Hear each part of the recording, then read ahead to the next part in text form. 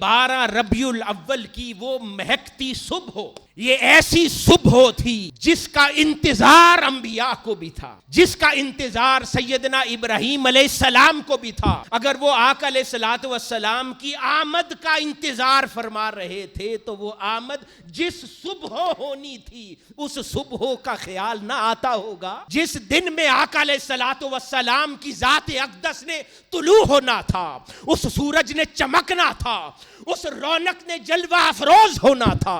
کیا اس مبارک 12 ربیع الاول کی گھڑیوں کا خیال سیدنا ابراہیم علیہ السلام کے وہم و گمان میں نہ ہوگا؟ سیدنا عیسیٰ علیہ السلام کے خیال میں نہ ہوگا؟ آدم علیہ السلام سے سیدنا عیسیٰ علیہ السلام تک ہر نبی جب آقا علیہ السلام کی آمد کی بشارت دیتا تھا تو کیا اس کے خیال سے 12 ربیع الاول نہ گزرتا ہوگا؟ تو آمد 12 ربیع الاول سے جڑی ہوئی ہے، اس کو جدا ہو کر نہیں دیکھا جا سکتا۔ اگر آقا علیہ السلام کی آمد کا انتظار تھا تو 12 ربیع الاول کی مہکتی صبح کا بھی انتظار تھا۔ تو ان انبیاء نے 12 ربیع الاول کا انتظار کیا۔